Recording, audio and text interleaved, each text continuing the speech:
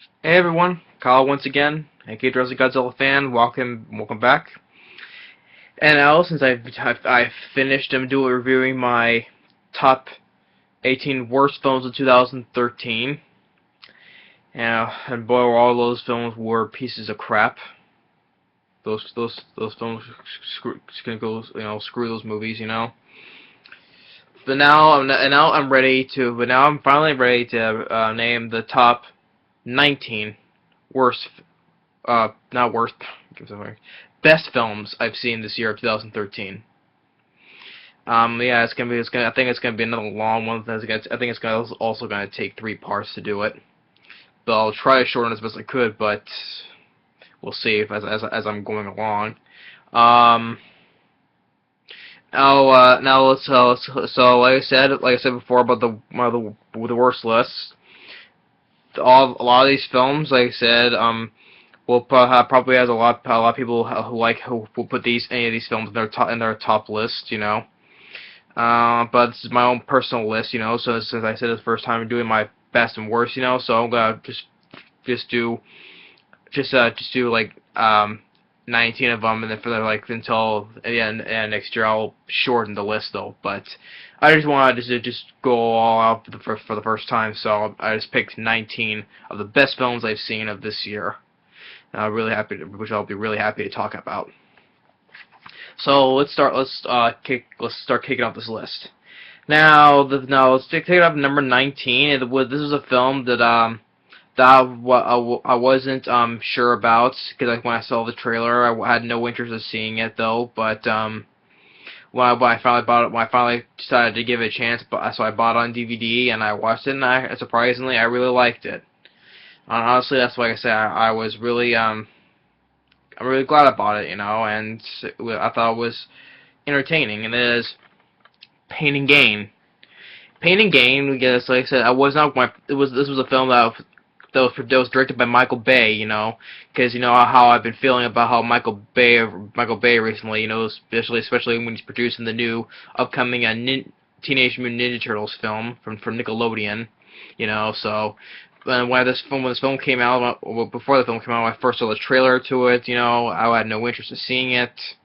And when I finally got this on DVD, I started to say, oh well, I'll take a look at it. I'll give it a whirl, and I've watched it, and surprisingly I liked it. Really enough. Stars Mark Wahlberg, Dwayne Johnson, Ed Harris, Tony Shalhoub, and Anthony Mackie. I can say I like Dwayne Johnson better than better than Mark Wahlberg. Although I do like Mark Wahlberg in this film, but I always, like I said, I've always been a big fan of Dwayne Johnson. I just liked him the best in the film. He's always the best part of the film is Dwayne Johnson. Of course, how this. Of course, this is based on. It says based on true events. So. Especially when I heard it was directed by Michael Bay, and I was like, oh well, this is gonna be another one about it. But surprisingly, I liked it, and I'm glad. I'm glad I bought the DVD, and I'll always keep this in my as part of my collection. But this is based on true events of these bodybuilders.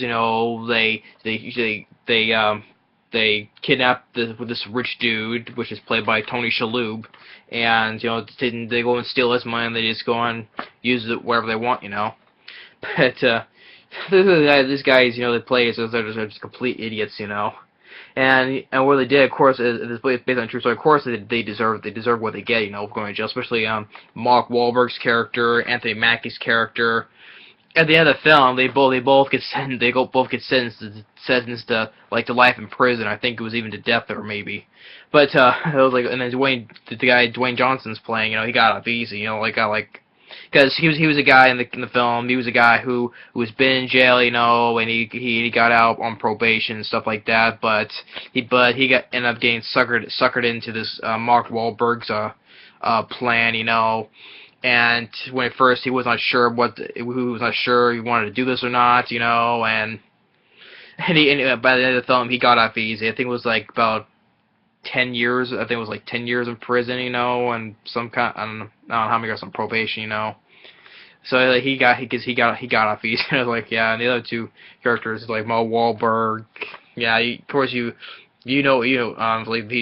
he deserves to go to jail for what he did, you know, the character, you know. And I was surprised. I was surprisingly entertained by this film. I could tell you this is gonna be like this is gonna be like the only Michael Bay film I'm gonna like for a while, because I'm dreading what he's gonna be doing recently. He's producing the new Ninja Turtles movie. I have no interest of seeing the fourth Transformers 4. Yes, I know that the Dinobots are gonna be in it.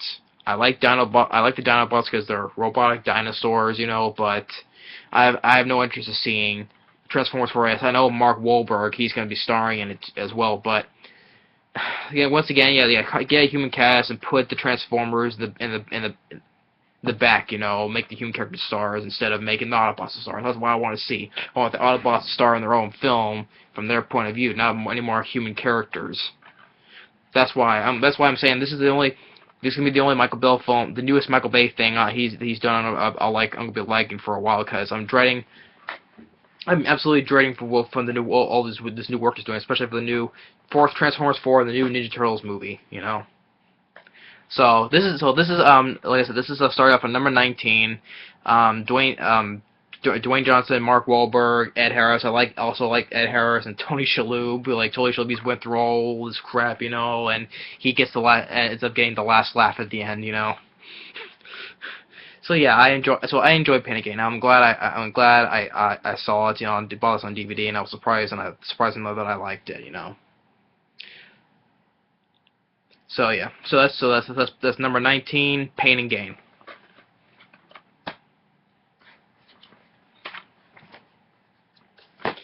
Number 18.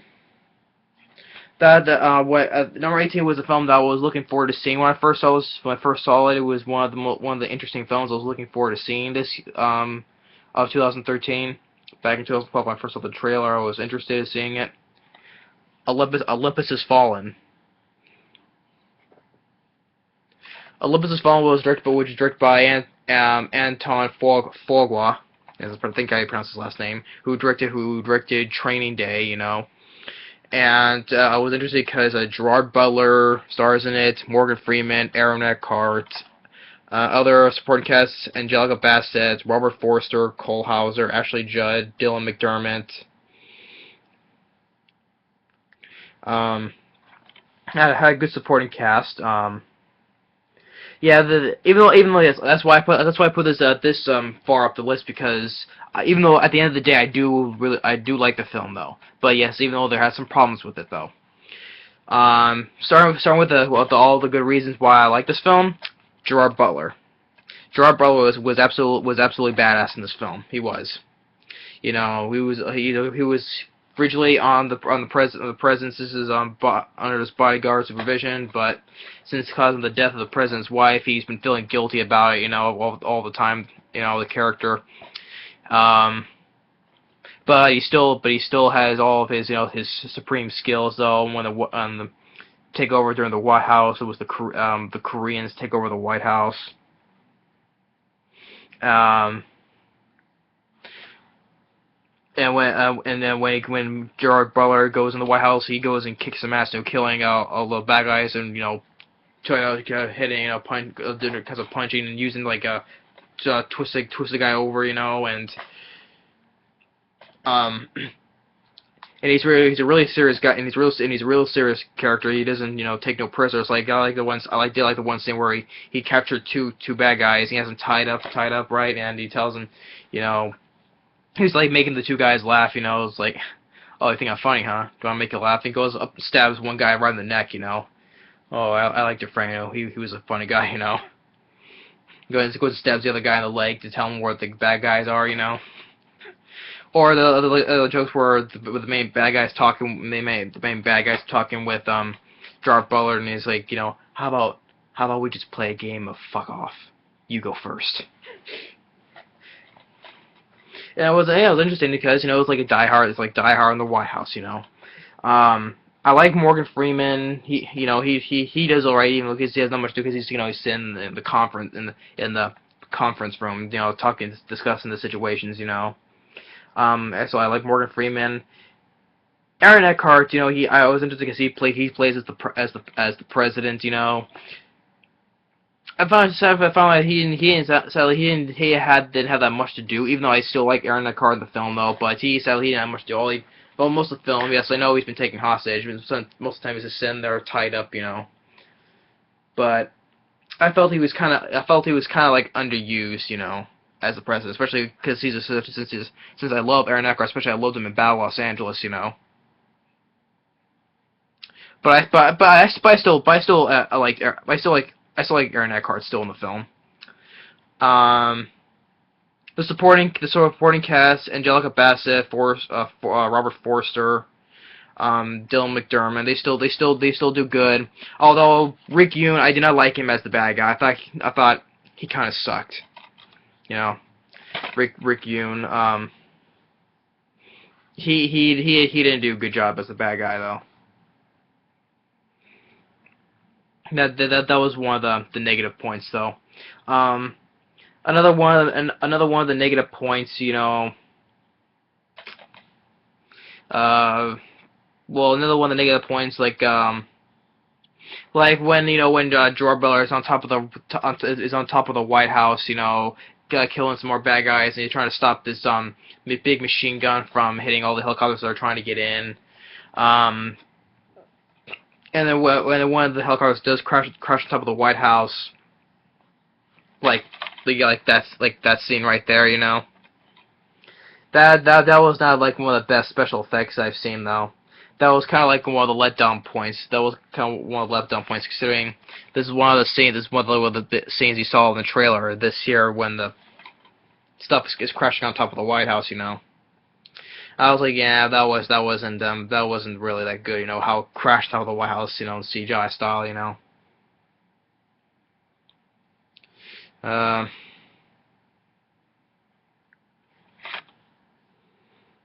And there's some he had how when Gerard Butler finally gets into the fight with the lead bad guy, and he finally does kill him though, but it was kind of like he stabbed him like at an angle though, but it's like almost he didn't fully see it though. Just like it kind of like, I can't make out the angle, but it was like stabbed him here on the side of the head, but it wasn't that. I didn't really see much though. It was kind of almost cut away though, almost though. But yes. Even though at the end of the day, I still like Olympus Has Fallen though. But there was some problems with it, because. Screw it. I'll just get away because people just don't care. Because there was another White House takeover film that came out later on during the year in the summer, which was White House Down, and you compare the two films. How this one was, I think this one was trying to be more realistic, on stuff how stuff was White House trying to take over the White House, and compare it to White House Down, I think this one was trying a little bit too hard to trying to be realistic though, because even though it's not though. He was trying to take it very seriously though, but White House Down, I was not trying to take it much too seriously though, but I'll get to that. Yeah, and White House Down, like I said, White House Down is also another film that's on my list, but I'll get to it further down because I got more entertainment than Olympus Has Fallen though, but I'll get to it. But I still enjoy it. But I still at the end of the day, I still like Olympus Has Fallen. I think if Gerard Butler was not in this, I think it wouldn't have been quite as good though. But that's just me though. But I still like Olympus Has Fallen though. Though the cast, the rest of the cast does good, except for Rick Yoon, because he was terrible as the bad guy. Gerard Butler, I said he was really badass. All the stuff that he did, some of the fights.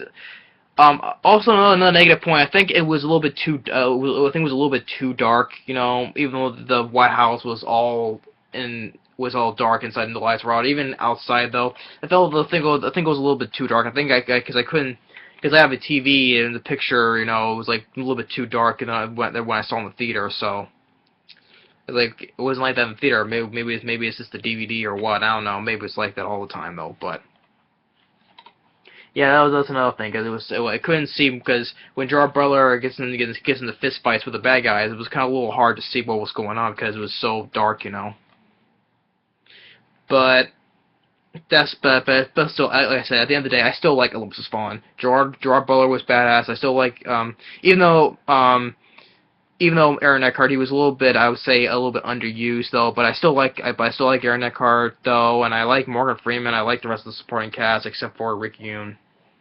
So so Olympus Has Fallen. I really still do like, but still better than any of the movies I have on the list though, on my worst list though. But so that's number 18. Number 17 is Turbo. Turbo is another one of the DreamWorks animated film, and is the star of the voices of Ryan Reynolds, Paul Giamatti, Samuel L. Jackson,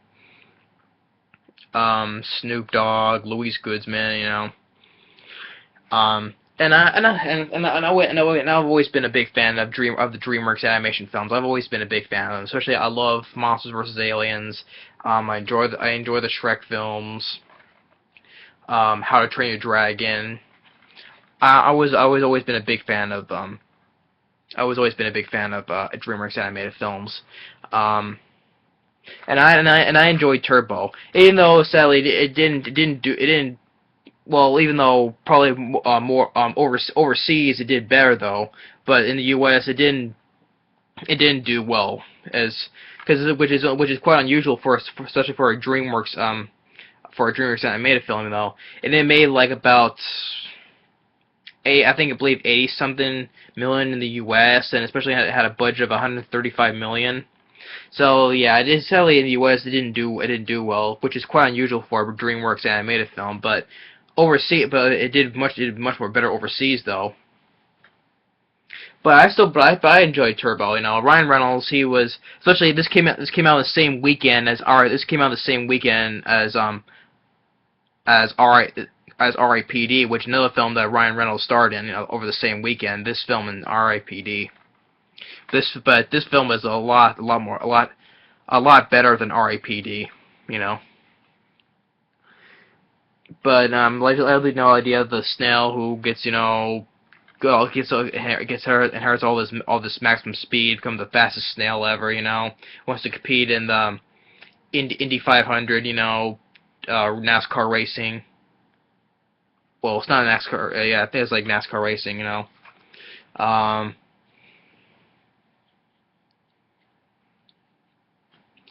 And really enough, they made the film was I guess it was still successful enough. Well, modest successful enough though. I think they're making that TV show called Turbo Fast. That only appears on Netflix. I don't know why it only appears on Netflix. Why can't I just because they're doing all the TV shows from DreamWorks Animation like Kung Fu Panda, Legends of Awesomeness, The Penguins of Madagascar, and Monsters vs. Aliens. Why can't they just premiere it on Nickelodeon instead of just Netflix? You know. Well, maybe they said it was only like for a few episodes, but I enjoyed Turbo and like how they're like this like Samuel L. Jackson's voice as Whiplash. You know, it was like, you know, when he when he was doing the NASCAR racing, you know, the steps the pit stop, you know, and it's like getting all this special treatment and Ryan Reynolds' Turbo saying. Or he's saying, "Are you insane?" And Samuel Jackson as Whiplash, like, "Yes, I'm insane. Yes, yeah." Oh, was like, was it? Oh, was it? Oh no, he said, "Are you crazy?" "Yes, I'm crazy. What makes you think I was sane?" And I just like you know how they did with snails and stuff like that, you know. So yes, funny. It was funny. 4 stars. The best animated movie of the year. Um, I wouldn't say that because there's one animated film that I thought was really like that I really think that was much more better than Turbo though. That's why it's more on top of more further down the list though. But I still enjoy Turbo, and I had a fun time seeing it. Um, I think I don't, but I would not put this on my top five. Maybe not, but I still think. But I think I would not put this on my. I still wouldn't put it on my top five best DreamWorks animation films though. But I still enjoy Turbo overall. It would be my top 10 of the best DreamWorks animation films, but not but not my top five. But I still enjoy Turbo, and I still that's why it's on my as number 17 as number 17 on the list. So that's Turbo. I enjoyed the film. I've always been a big fan of animated films, so that's Turbo.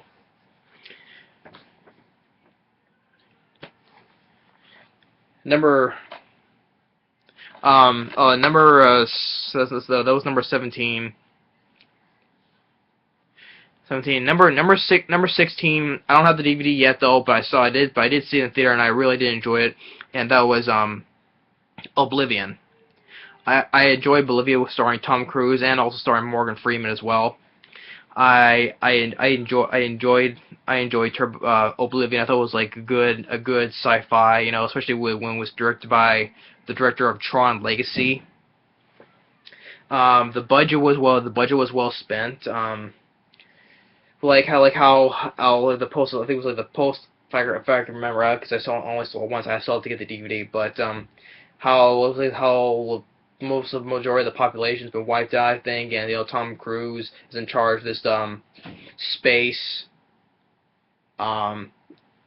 I think it was, he goes down to Earth and like inspects where this thing I'm starting to forget because, like I said, I saw those. They came out in April, and I only saw that once back then at the theater, and I'm forgetting about it. I still have to get that movie again. But although I did like the moment where he's wearing an old Yankees hat cap, and he's standing in front of the stadium. He's standing in front of what's supposed to be the Yankee Stadium, and telling they hit the big home run, that they changed. I think they changed baseball, So I did like the moment where he was talking about this the history about what happened in the past, And then then like you saw in the trailer when he falls down on the ground, and he gets dragged and he gets tied up, and that's when you see that's when Morgan Freeman comes in, who is with all the rest of the people who are supposed to be dead, they're remaining survivors, and there's when he tries to get out, the person he's with the space station, knowing that something was not right, there was more survivors, there was all of the creatures, I thought they looked the effects on how the monster creatures that he was he was seeing, I thought they looked pretty good. For some reason it was in my mind. For some reason the creatures somehow remind me like they came from Doom, I don't know why. For some reason the creatures just remind me of some kind of creatures from the Doom games,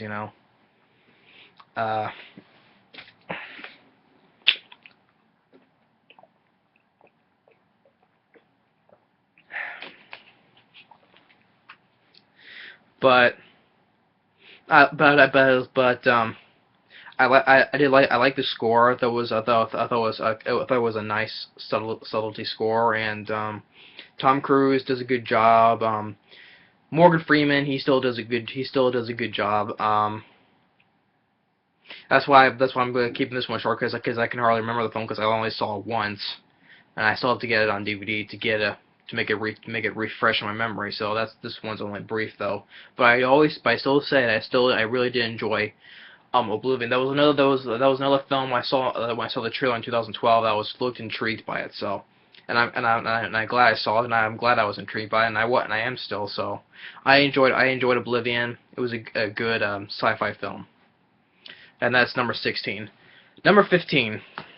Number 15 is another animated film that I saw during the summer, and I really do enjoyed it. Monsters University. And this was a film when I finally heard that we're going to do another one. Me and my brother, we were interested because it's a sequel. We're looking forward to seeing the sequel. How me in particular, like, we're predicting how it's gonna be from the sequel, because it could be we're looking forward to saying that it would have been like years, and we get to see Boo again, who be who was like a little bit older, see how things are progressing, how like when it's years later.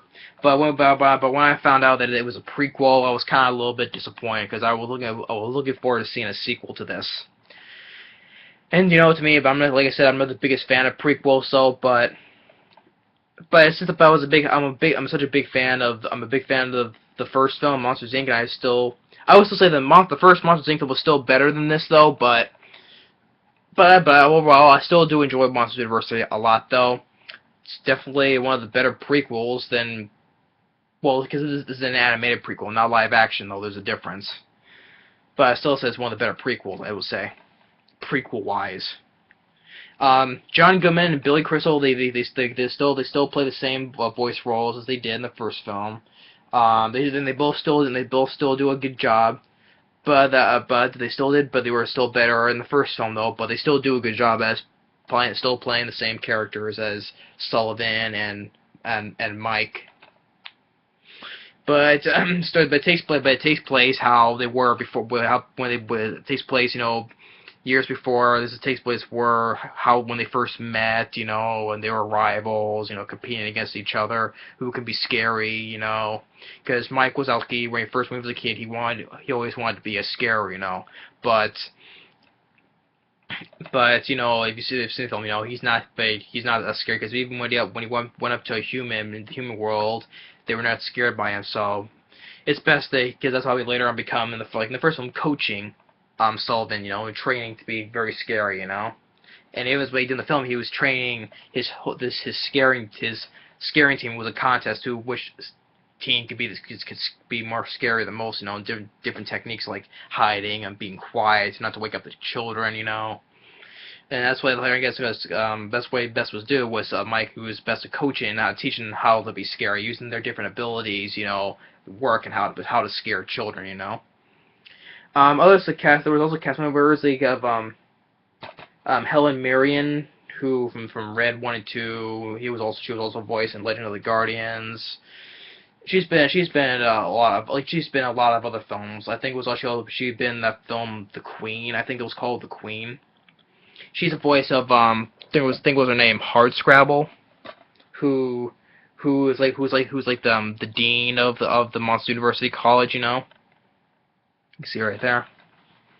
And she used to be a scarer, but now she's not like but she's like a flying centipede, She's like a long legs like a centipede, She used to be a scarer. Now she's the dean of the college, and it also takes place Randall is in this, still played by voiced by Steve Buscemi. It's also because when I first met him, he used to be nice. Then later on, he starts to be the rival of Sullivan, I enjoy this film because I've always been a fan of the first Monsters Inc. But even though I'm still disappointed this did not turn out to be a sequel and it was a prequel instead, though, I still enjoy Monsters University. And it made more money in the first film. It is one of the I think it was number 5 of the highest grossing films of 2013. And I enjoyed it, so I didn't see no problems except for being disappointed not being the sequel though. But I enjoy Monsters University, and it's really great. It's a really great kids film,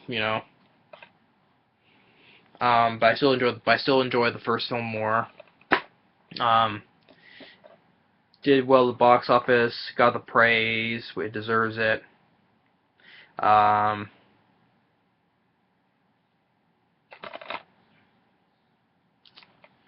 So yeah, so definitely check out Monster University. You'll get a good feel to it. So So that was number 6. No, that was number 50. That was number 15. Number 14. I don't know. It's currently still in theaters, I know, but when I buy it on DVD, I'll be sure to get it. Now this one is like certain. Is number 14 is Thor: The Dark World. This one I would say is considered the best superhero film I've seen this year. Hell of a lot better than Man of Steel, better than the Wolverine, and better than Iron Man 3. I know. This one I would say I would say is the best superhero film because I enjoyed the first film. I enjoyed the first Thor film. I really enjoyed it. Chris Hemsworth was great as Thor. Anthony Hopkins was good. Tom Hiddleston was good as Loki. Natalie Portman, Rene Russo, Stellan Skarsgård. They all do good. And I was looking forward to seeing Thor 2: The Dark World. And I enjoyed it, and it was good. I saw the first time. I was happy I saw it a second time. It was definitely worth seeing. That's why I say it's better than the previous 3 superhero films I've seen.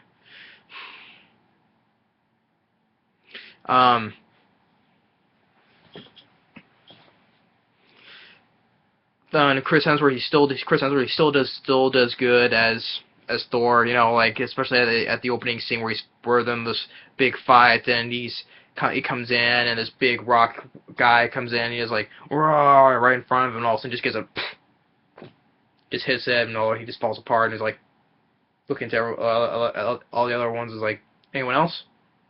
And they just all drop their weapons and just get on their knees. And it's like, maybe we should, next time we should, they were like, next time we should start with that guy, you know. The other characters, they still, who priors their roles, Anthony Hopkins still plays Odin. Rene Russo still playing as Thor's mother. They still did good, even though it was sad. It was sad what happened to Rene Russo. Sadly, though. Tom Hiddleston still did good. Natalie Portman, Stellan Skarsgård. Well, even though there was like, even though the kind of parts I think that could have been left out with Stellan Skarsgård, you know, him running around naked, you know, where the stone hedges are, you know, and acting like, you know, like a complete lunatic, like him, like when he meets Thor again, he's in his underwear, you know. Oh, that's how he thinks. Always thinks in his underwear. That could have been cut out, and him running around naked, yeah, that could have been cut out too. Or him comparing, or we used to we say he's talking, which you know who he's talking to. He's like talking about how the universe is like he's comparing them with shoes, you know. He's talking with old people in a nursing home. And that's when he gets Stan Lee's cameo appearance there. That stuff, yeah, those were like kind of lame. You know, that's bad. Like, those were like bad jokes, you know. Yeah. To me though, those I didn't think they were funny. You know, with the stuff with Stellan Skarsgård, you know. Yeah, that could have been left out though. But I still enjoy the film. Chris Hemsworth, he still does really good as Thor. Even though the villain, I know he's part of the comics. I forgot what was the name of the villain. Ronan the Accused. Ronan the Accused. He's definitely not one of the best villains that appeared on the Marvel screen. You know. He's definitely not one of the best villains though. And yeah, and even though then it says when it says after the end credits, well, during the end credits were Lady Sif and Volstagg, they visit this is where they set up for the upcoming film Guardians of the Galaxy, because they take one of the Infinity Gems and they take it to visit the Collector, which is played by Benicio del Toro, who is appearing in the upcoming film Guardians of the Galaxy. You know, yeah, even though he had the white hairstyle, even though it was kind of, you know, for some reason, just remind me how it looked like how Ben Kingsley's hair did in A Sound of Thunder, just for some reason, you know.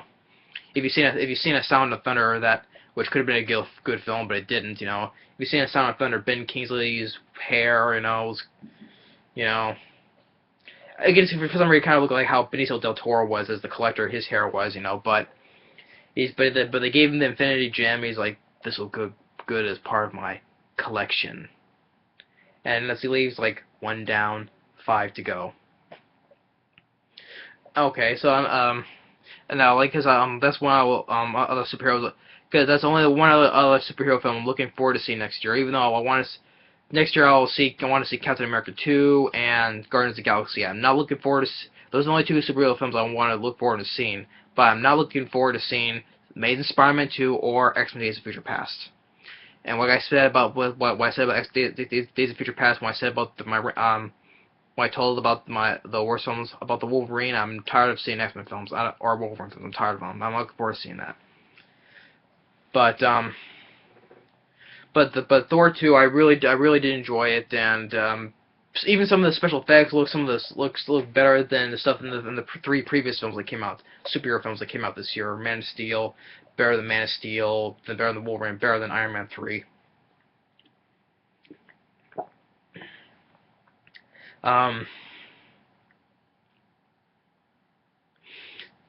But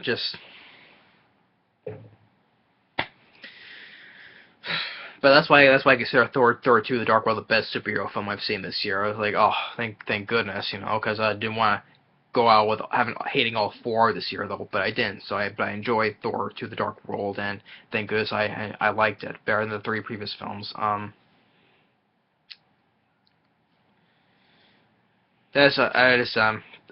definitely buy it. I'll definitely buy it on DVD. So when it finally comes, I'll definitely buy it. And so yeah, so that's Thor. That's Thor 2: The Dark World. Really good. Enjoyed it. Gave it a good thumbs up. Now that's number 14. Now number 13. Number 13. Oh, not this one. Number 13 was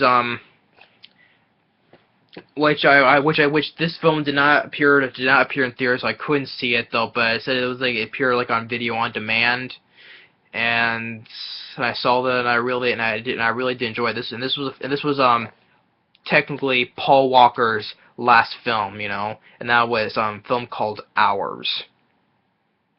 Hours, what I would say, was an absolutely great film. I was really interested when I first saw the trailer to it. I was really interested in seeing it, and I saw it on video on demand, and that I really did enjoy it. Especially for he said that he will be using his scenes in the upcoming Fast and Furious 7 though, which it will not be coming out in 2014. They moved to 2015 though.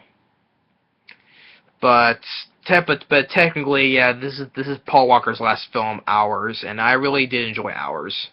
I loved it a lot. Now, this one, no, even sadly, it did not appear in theaters, which I don't know why. I'm getting tired of these such good films such as this that are not getting a worldwide release. But Paul Walker, he really did an outstanding, great performance, especially for his final role before he passed away. Sadly, during take place when Hurricane Katrina, and his wife went to labor and she died giving birth, and he has a baby girl, and she's hooked to this machine, and when all the power goes out of this thing, she's attached to this machine, and it only has like a 3-minute charge of giving oxygen. He still has to hand crank it every 3 minutes, and he's doing his best he can to call for help to help save his baby. At the same time, he keeps on cranking it, trying to save his baby girl's life. He really gave an outstanding performance, which I'll definitely buy on DVD because it's really sad because all of a sudden he died unexpectedly, and it was a real sad feeling because I enjoyed Paul Walker as an actor, You just hate when someone, whether it's an actor or a singer or someone especially all of a sudden just dying, and all of a sudden, this is really sad, and this is really sad. It was really sad seeing Paul Walker, seeing this, knowing that he's now passed away, and it's sad seeing him while watching this film, But he gave it, but for like his last film, he he did such a great performance. I would say, I would say this is his best film he did.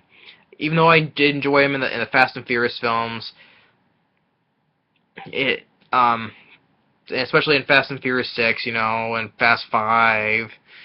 It's sad that he's passed away. This is, to me, this is and I enjoyed him in other films as well, like a Disney's Eight Below, you know, and there was with I think he appeared in Joyride. He was also in a Running Scared, and I haven't seen this film that was supposed to be coming out on direct to DVD. I think it was called Vehicle 19. I haven't seen it yet, but I'll have to get it on DVD. Considering this when I came out on direct to DVD, but I'll have to get that to get my take on that. But this is Paul Walker's best film, and I really enjoyed it. Especially this is directed by a guy. This is directed by a guy named Eric Harrisoner, I think his last name is pronounced. This is the first time this guy's directing, but he's only written on like a few films. He wrote the Nightmare on Elm Street remake, which sucked.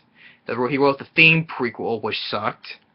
He wrote on Final Destination 5, which I was so on. I was so on though, but all this stuff recently he's writer of these few films. He goes and direct this film for the first time, and I would say he did a good job. He did a good job directing. Maybe it's because he just stopped writing these crappy films and started directing films like this. So yeah, the first time he directed this film, he did a really good job. Eric Harrisoner, I think that's the last name's pronounced. Paul Walker said, even though I thought it was kind of funny, there was another actor that was in this. I think I thought it looked familiar to him. It was a guy named Nick Gomez. For those who know, he played Tomas in an episode of the third season of The Walking Dead. He was one of the prisoners, you know. That got killed by Rick, you know, in the shade to the head, you know, who was kind of a jerk, you know. Yeah, I thought I recognized him. So yeah, the guy who played Tomas in that episode of The Walking Dead is in this, which I thought was kind of funny too, you know. And also I don't know more I could say. Paul Walker gave an outstanding performance, especially for his last film. Technically his last film. Gave the best performance of his career before he's passed away. And then I would say this is his best film. So that's number 13. Number 13. Hours. Really did enjoy it.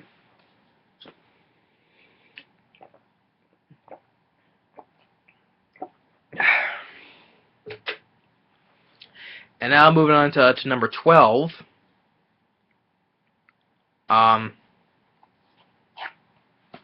Now this film I thought was really well, it says right here by Variety a mesmerizing psychological thriller. It says it's soaring and emotionally powerful by a Hollywood Reporter, and Rolling Stone called it an eye-opening, gripping mind-bender. And this was when I saw this trailer, I was really looked intrigued by, you know. And it's a documentary. I would even say I don't own any documentary films, but I would say this is like the only documentary film I've ever owned. And I also got a limited release, you know, so it didn't get a wide release. But I bought the DVD, and I didn't see it in theaters because it was a limited release. But I bought the DVD, and I was looking really intrigued by the trailer. And I would say it's one of the best documentaries I've ever seen, because considering the fact I never owned a documentary before. And I would say this film was a hell of a lot better than Room 237. Room 237 was a piece of shit. This film, I would say, is like 100 times better than Room 237. And this film gets praised, as well. And I'd say it gets in addition, it deserves the praise, and it's a lot more better than Room 237. And that is Blackfish. Now, Blackfish was a documentary that's yeah, to tell the story, how whales, how they are in the captivity of SeaWorld, how they do in captivity, and how also falls of them, may focus on the one whale, Tilikum, who also how much it tells about their deaths in the future, especially the one the one trainer whose name was by the girl by the name of Dawn, who died in February 2010. That was a tragedy, though. I heard I heard that on the news, listening on the radio on my way to school. It was a tragedy. What about what happened to her, though? But it also tells how this film has documentaries of the deaths of other trainers before that, though, years before, or a few years before. And especially I like killer whales. They're really beautiful looking mammals. And I was really interested. This is doing a documentary how they are, and mostly how they do in captivity. And how they are taken from the wild. And it's sad. It's a sad how beautiful animals like this has to be held in captivity like this. They should just deserve to be free. And my mother saw this, and she did was also touched by this film, and he's like, yeah, it is sad how animals like this have to be locked up in captivity. And I saw those. I was looking forward to buying it on DVD, and I saw the trailer to it. I was really intrigued by it, and I'm really glad I really did enjoy it. It's like the title line right here. Never capture what you can control. Yeah, because you can't control how whales are in captivity. Because sometimes they can be very aggressive. When they do the show, something can go wrong, especially right in front of a public audience.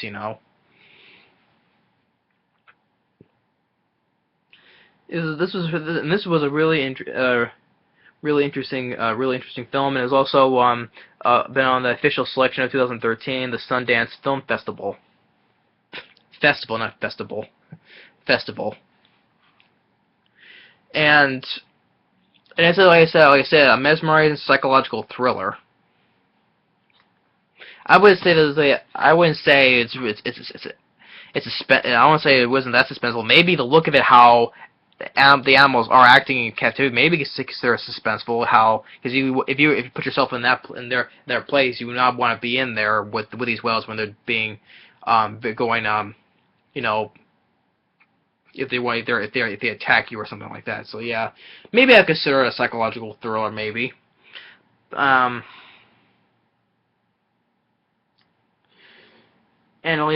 this is really, I was really interested by this film. I think it's one of the great documentaries films I've ever seen, because I'm not the biggest fan of documentary films, and I never owned one. But this is one I looked really intrigued by, and I enjoyed it. I would say it's definitely a hell of a lot better than Room 237, which that film gets the praise, and this film gets the praise. But Room 237, I don't understand why, because that was just a bullshit documentary, if you can call it a documentary. This is a hell of a lot better documentary than Room 237. I'll say it right now. And like I said, it got a limited release. I think it made only 2 million worldwide due to a stupid limited release. I hate limited releases. It's like either release it worldwide or put it on direct to DVD. What's the point? I always say, what's the point of giving the film a limited release if you're not gonna either put it on worldwide or just put it on direct to DVD? Hate limited releases. So yeah. So this is hold on a second.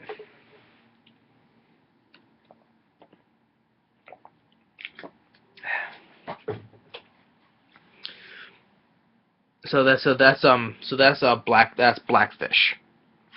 Blackfish, I would say, is a really great documentary. I would seriously advise checking it out. If you like whales, well, I think it's not about liking the whales, how they are in captivity. It's just funny. It's just funny how. It's another funny thing as I'm watching this film. How whales are in captivity. It just reminds me of another film that reminds you how a whale is in captivity. You just want to free it. And that's it. Free it. If you can see up there. Free Willy. Which is about another whale, a killer whale, is trapped in captivity, and the boy wants to set him free. Which really enough, yeah. Which just sort of reminds me, if you don't like seeing whales in captivity, just watch Free Willy. You understand why. But I enjoy Blackfish. I would say really good, intriguing documentary film. 10 times better than Room 237, which was complete a lot of bullshit, and this is not. So that's Blackfish, and that's like I think yeah, that's number 12 on the list. And then getting to number 11. Number 11. This one's I would say it's a toss up between these three films. It's kind of hard to say. Okay, so yeah, just give me a second.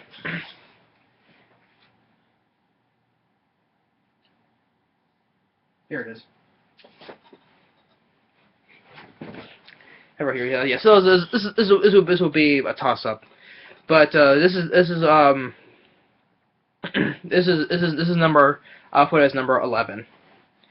Now, like I said, when I reviewed Olympus Has Fallen, there was another Die Hard, the White House I thought I was really entertained by, much more entertaining. White House Down. This is the number. Yes, it was a toss-up between these other three films, the other two films, but I'll put this as number 10. Number 11. And I enjoy White House Down. I'll put this as this number. I liked it as number 11. I think it was much more entertaining than Olympus Has Fallen because that film had problems, Even though maybe this film has problems too, but I had a lot more entertainment because yes, even though I'm not the biggest fan of Channing Tatum, but he was pretty good though. He was pretty good in White House Down, and I also enjoyed Jamie Foxx as well. Other cast members I like Maggie Gyllenhaal, Richard Jenkins, even James Woods. I like James Woods a lot. I like him as an actor. So this is directed by Roland Emmerich, who directed one of my all-time favorite movies, Godzilla, and also Independence Day that I love, 2020, and director of 2012, Day After Tomorrow, and also Universal Soldier and Stargate, and a lot. He directed a lot of the films too. Is this the best film that was directed by Roland Emmerich? No, but I still enjoyed it though. And this is also admitted as the better White House Die Hard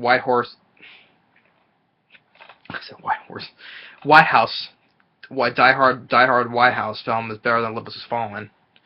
Because the kids also, but maybe because, like I said about Aaron Eckhart as the president, he was not given a lot to do. But Jamie Foxx as the president, as President Sawyer, he was given much more to do than Aaron Eckhart did. He did something more than more things more than Aaron Eckhart did. Now this is what I said. Like I said, how Olympus Has Fallen, where I think they were trying to make it very serious though. But you can tell, especially when it's directed by Roland Emmerich. You can tell, hey, let's just go and have some fun. Let's just make it a fun Die Hard the White House film. And that's what I did. Even though I like Olympus Has Fallen, but this I think Roland, because director Roland Emmerich, he did a much more fun way of doing it. A Die Hard style thriller that'll make pulses race by U.S. Today. Yeah, but in the film, even though I'll be honest, so this was also like Pain and Gain. Like Pain and Gain, when I first saw the trailer, I was not interested though, and I also did not see this film in theater. So until I bought the DVD. I wasn't interested at the time. During the summer, or before when I saw the trailer. I wasn't interested in seeing this one also. So, but when I finally got a chance to buy it on DVD, I was surprised. I was really surprised about White House Down. And yes, this film was also was another one of those big flops that, like, among one of the big flops that came out, like, all the. Also, what's interesting to me, I haven't seen and this year 2013 has been full of big box office bombs, you know. And this is one of them. Like, cost, like, maybe it had a bigger budget than Olympus Has Fallen. This one cost like about $150 million, and this film only made like 73 million in the U.S. and total worldwide only 205 million. So yeah, it didn't do it opened at number 4, and it just didn't do well, like, you know. It just became another one of those big box office bombs like that came out this year, you know. Sadly, you know. But I was surprisingly entertained about this one, just like I did with Pain and Gain, you know. Yeah, I'll be really honest on that.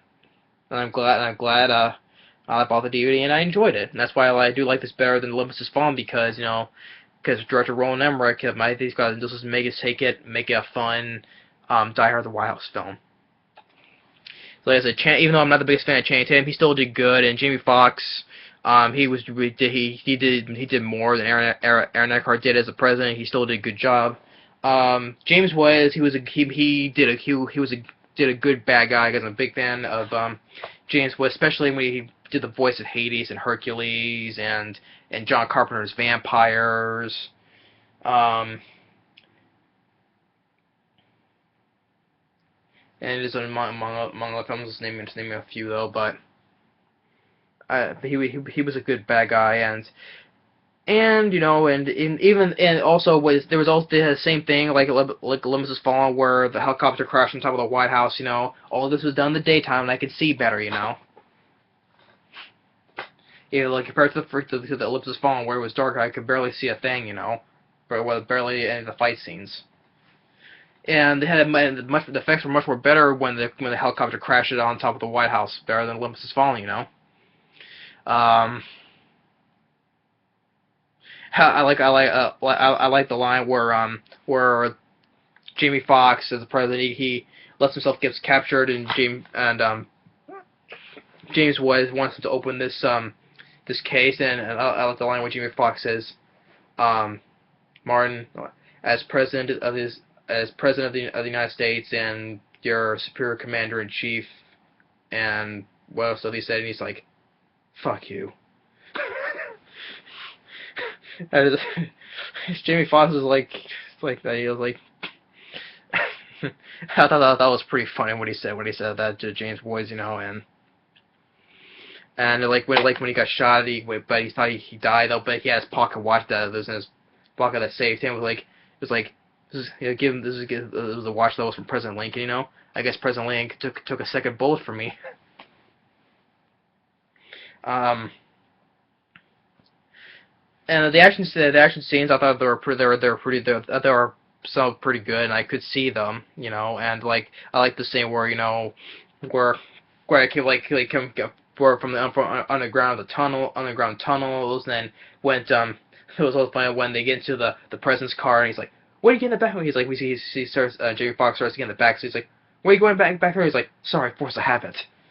Or when he gets the rocket launcher, or like, well, got any ideas? And there's right here, and he presses screens like zombies, and Channing Tatum's like, zombies? What am I gonna do with zombies? And he's like, sorry, that's my daughter's favorite movie we're watching. And he gets the rocket launcher, and Channing Tatum's like, I know you're into peace and all though, but why don't you stick that thing out? And he's like, damn right. shoots the rocket launcher, you know. And when they get shot in the swimming pool, and he gets pulled, and they pulls out a grenade, you know. I just had a fun time, you know. Which is watching this on DVD makes me sad that I wish I would have saw this in theaters, you know. I guess I was too busy disapproving. Like I said, don't ever judge a book by its cover, you know, the old saying, you know. I did, you know. I did judge the book by its cover, just seeing from the trailer. But it was the same thing I did with Pain and Gain, you know. I was surprised, and I like both those films, you know. And Yeah, I said, yeah. Now I look back, yeah, so like I said this film was a box office bomb, sadly though, but yeah, but what can you do? Since this supposed to came out during the summer, I thought it was gonna be a big hit, especially being directed by Roland Emmerich. But it's not one of his best films, but I would put this in my top five Roland Emmerich's best films. I would say this will be number five, I would say. But I had fun with White House Down. It's not a bad film that I thought it was, and I always said I'm glad that I was wrong on that. So I liked it, and I was entertained by it. Um, even though it was given a mixed reception though, like 50 something, it was like 50 something on or 450 something on Rotten Tomatoes, and I think it has like a 6 point something on IMDb. I think it was pretty decent enough though, but